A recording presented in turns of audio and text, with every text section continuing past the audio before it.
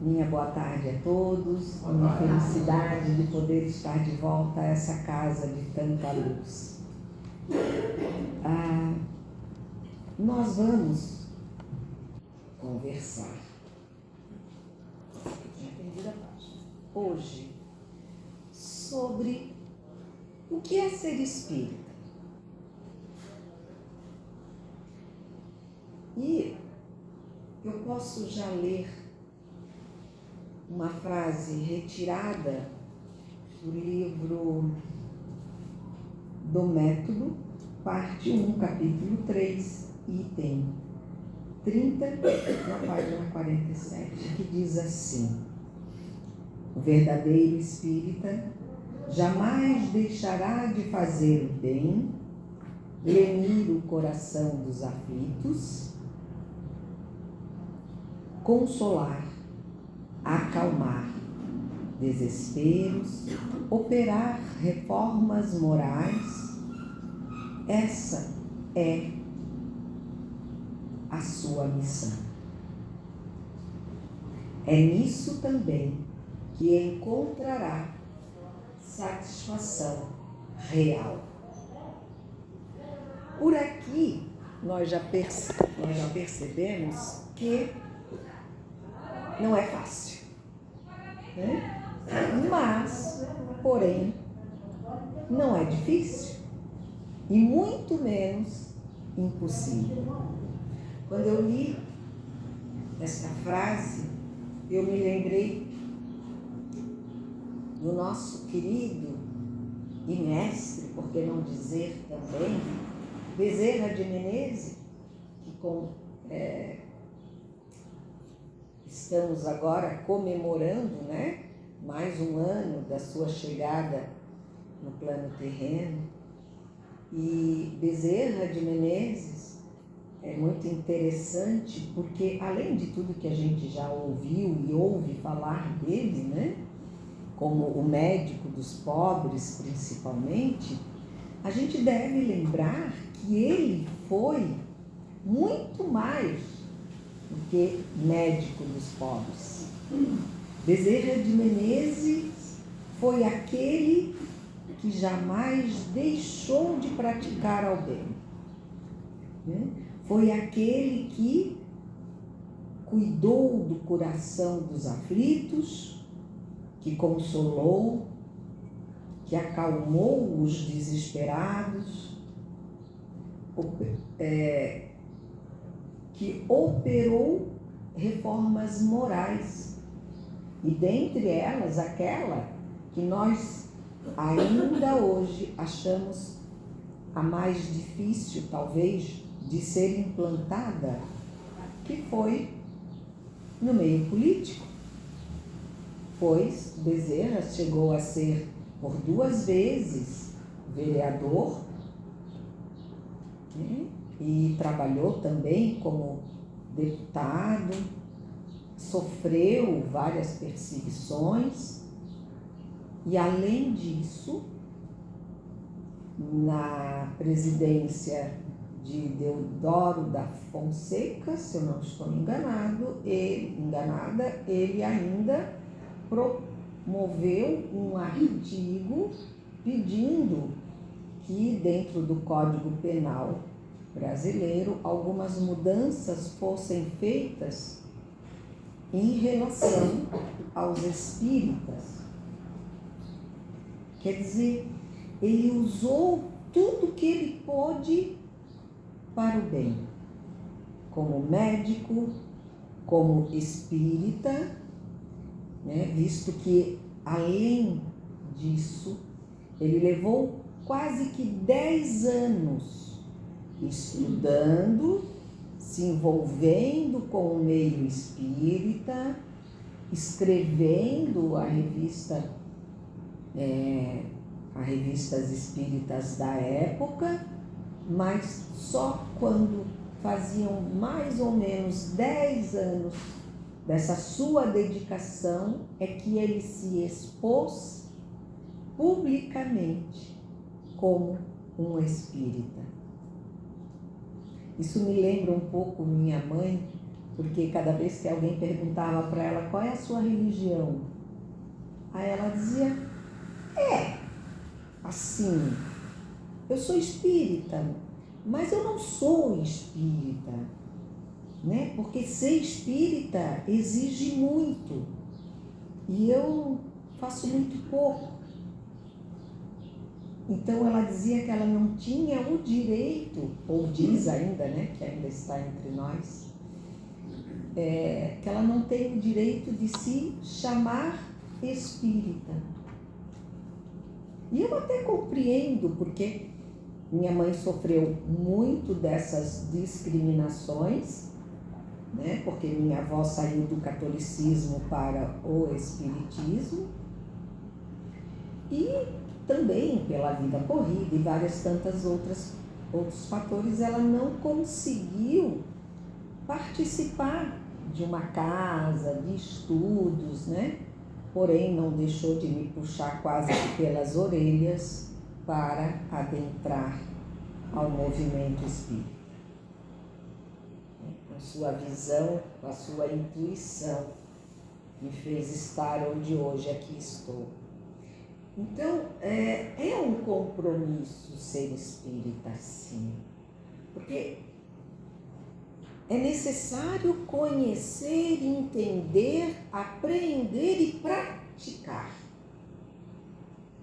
Porque não nos basta apenas, com todo respeito, sentarmos, escutarmos alguém a nos proferir algumas palavras e ao passarmos pela porta da casa, deixar todo o aprendizado ali dentro e voltarmos a xingar, a duvidar, a negar ao outro todos os seus direitos.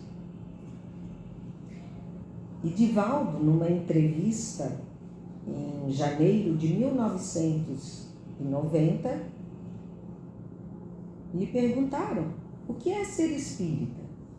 E ele respondeu: sem dúvida, ter descoberto um tesouro. O homem atual chegou às estrelas e penetrou no universo microscópico, mas não teve valor para adentrar-se em si mesmo.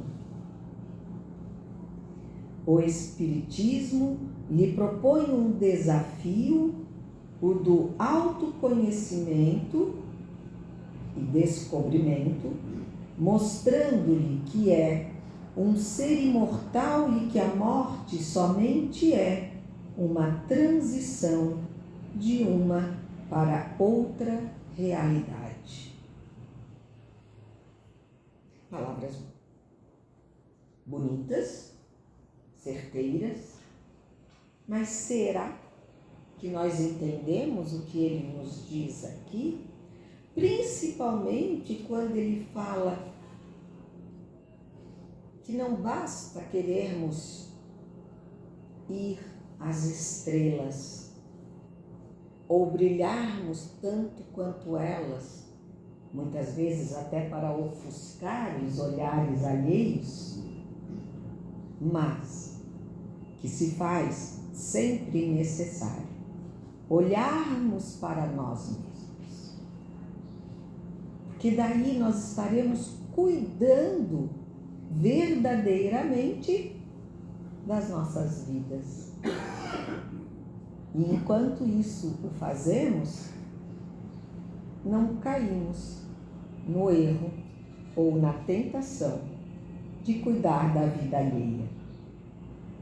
Porque é mais fácil apontar um dedo para o outro do que perceber os outros 3 que para nós se apontam.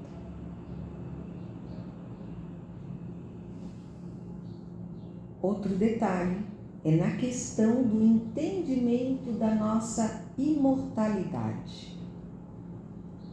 Como é difícil. Até sobre mim mesma, tá tudo certo, é tranquilo. A hora que eu morrer, eu morri e pronto. mas lidar com a morte, com a passagem, com o retorno daqueles que amamos para um outro nível, para uma outra realidade de vida. Será que estamos preparados? Ontem eu estava no velório, na despedida, melhor dizendo, do Rafael e da Liz, pai e filha que morreram nesse último acidente. Filho e neta de amigos muito próximos.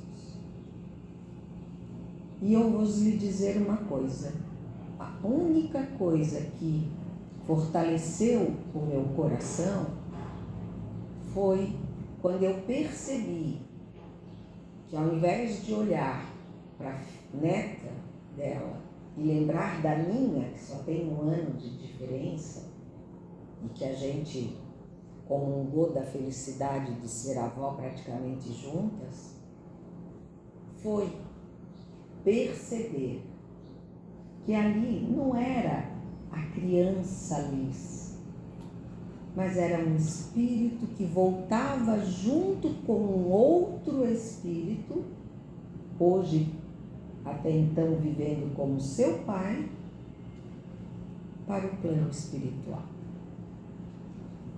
Eram e são espíritos continuando a sua vida e a sua trajetória. E se faz necessário entendermos, compreendendo essas questões, porque nós ainda estamos muito tomados pela imagem física daqueles com quem convivemos e nos esquecemos muitas vezes que não interessa se a roupa ela é muito nova ou muito velha. É claro que quando ela é confortável, quando nós gostamos daquela roupa, nós não queremos nos livrar dela ou perdê-la, né? Mas é só uma roupa.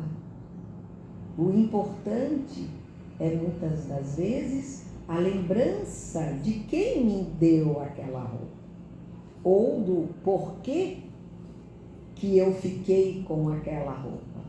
Quais as lembranças? Mesmo que a roupa estrague com o tempo, ela ainda estará na minha memória, me lembrando de quantos momentos felizes eu passei com aquele traje, na companhia de quem eu estava. E a morte é isso para nós espíritas. A roupa estraga, mas as lembranças ficarão eternizadas. Então, nós nunca perdemos a roupa, porque a mensagem dela, o conteúdo dela, as lembranças advindas dela estarão conosco. E também, como já sabemos, em breve, um breve mais longo, um breve mais curto, nós iremos encontrar uma nova e igual, de certa forma, roupa. Ser espírita é isso também. É a compreensão. É a ativar o conhecimento para, então, consolar as nossas necessidades humanas. E aí perguntaram para Divaldo, para as pessoas alheias ao seu mundo espírita, é aquele que se comunica com outras entidades, procurando explicação a muitas das suas interrogações. Mas você nos fala de algo além. E ele responde: ser espírita é acreditar em Deus, na imortalidade da alma, na comunicação com os espíritos, na reencarnação e na pluralidade dos mundos habitados. Porque essa resposta responde a tudo que eu falei anteriormente. Porque o espírita compreende isso. E que quando nós nos separamos momentaneamente daqueles que amamos, ou que respeitamos, ou que, pelo menos,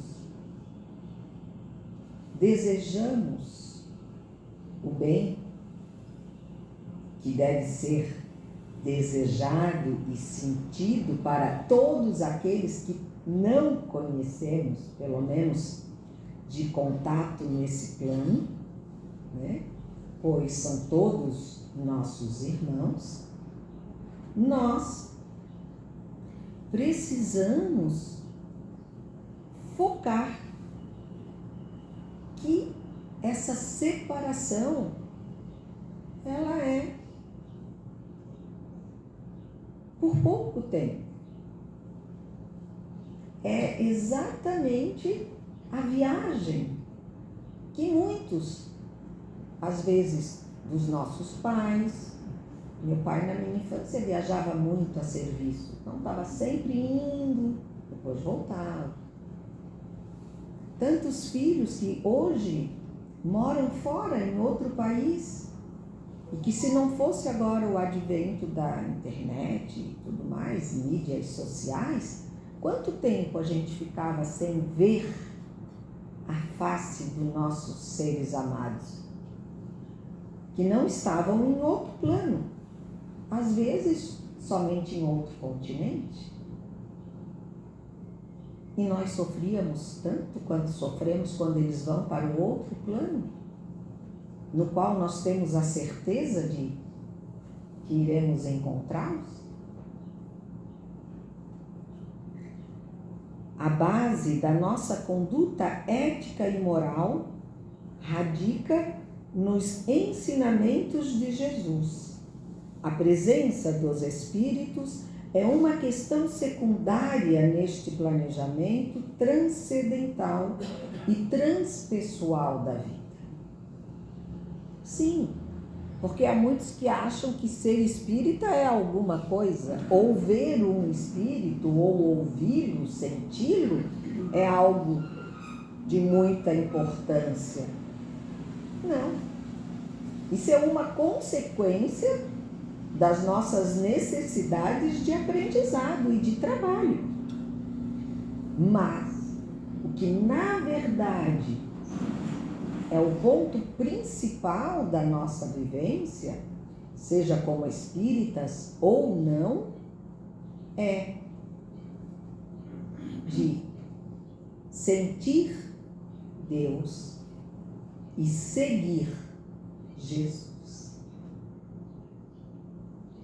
E todos os ensinamentos de Jesus se encontram, claro, na doutrina dos Espíritos. Então, não basta apenas nós nos proclamarmos espíritas. Nós precisamos vivenciar. Se possível, estudar, mas imprescindível seguir a Deus e caminhar através do caminho, verdade e vida da boa nova do Mestre, do Cristo Jesus. É possível convencer a alguém que não vê os espíritos de que estes existem? como eu falei, na verdade não é provar que existam espíritos ou não. Na verdade, o que nós precisamos provar é que amar a Deus sobre todas as coisas e ao próximo como a nós mesmos é possível. E se para isso nós ainda necessitamos da inspiração, do exemplo, do auxílio dos nossos irmãos mais elevados da espiritualidade, então que assim seja. Divaldo responde: para isso, a parapsicologia tem nos proposto toda uma ética de pesquisa, demonstrando que há mais fenômenos anímicos e mentais e também outros fenômenos que pertencem ao além da morte. Todos acreditamos no vírus da AIDS, mesmo que pessoalmente nunca o temos visto. Anos 90, né? Que eu falei que foi essa entrevista. Anos 90, momento em que a AIDS ecoava, digamos assim, em todo o planeta. Assim também, acreditamos que existem os espíritos porque outras pessoas qualificadas têm nos falado. Aquelas que possuem clarividência. Mas, se isso fosse pouco, também hoje desfrutamos das evidências que nos proporciona a tecnologia. As psicofonias e as psicoimagens são um material abundante na pesquisa parapsicológica. E eu aqui chamo a atenção, né, porque achei interessante Divaldo falar sobre a parapsicologia.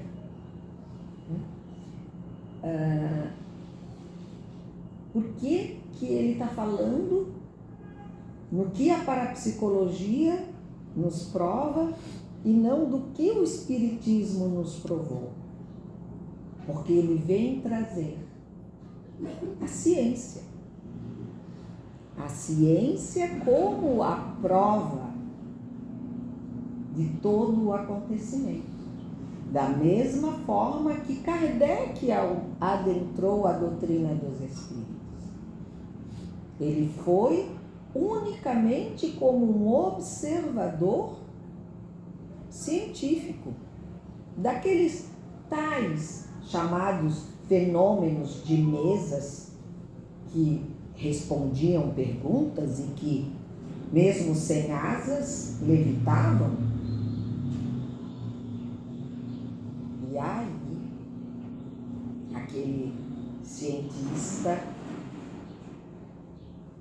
observou que uma mesa não tem cérebro. E aí, por minha conta, uma mesa também não tem asas.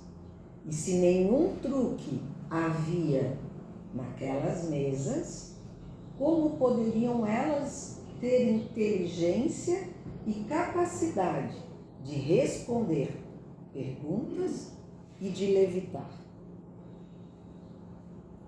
Se elas tinham o peso da matéria bruta, né? E se nós lembrarmos alguém que teve avós, pessoas mais antigas e teve algum móvel deles na sua mão, podia lembrar e perceber o peso de uma mesa, de uma cadeira, né? Porque, como diz a minha mãe, não é esse aglomerado de hoje em dia, essa coisa aí que bate vento, a mesa vira. Então imaginem uma mesa de madeira maciça levitar, quase como uma folha de papel. E aí, a única resposta pertinente era: existe uma inteligência que faz todas essas coisas acontecerem. E que, na visão de 1800 e bolinhas, eu não sou boa de data, escapou. Imaterial, lembrei da palavra. Por quê?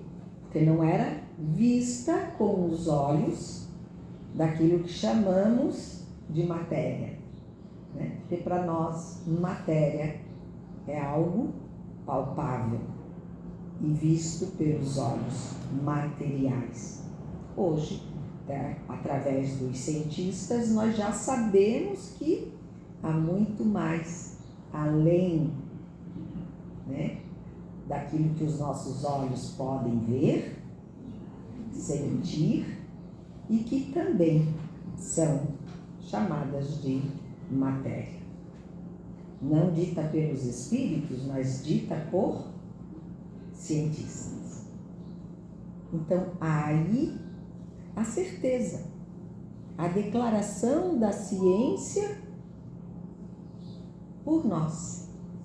E Divaldo, então, muito bem colocado, nos traz a parapsicologia como prova cabal sobre a existência.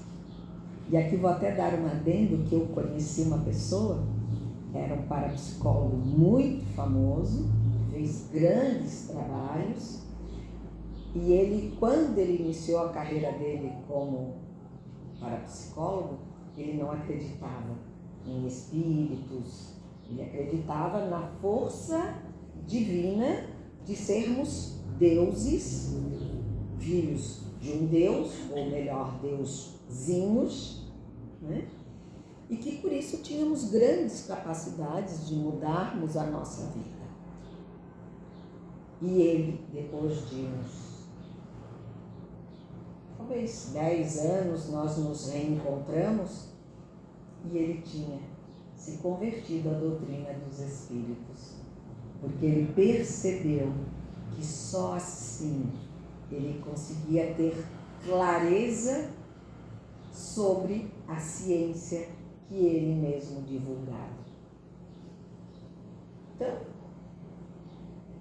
ser espíritas, meus irmãos, é perceber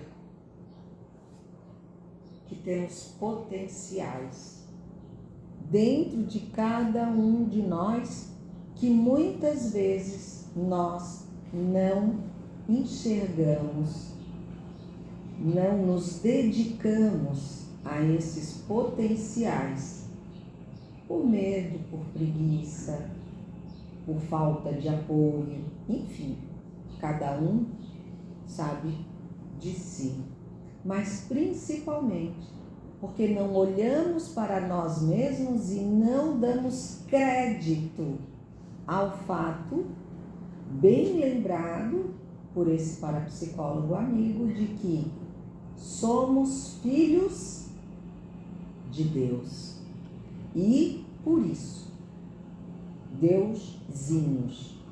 Claro que no sentido de podermos e termos em nós muitas capacidades.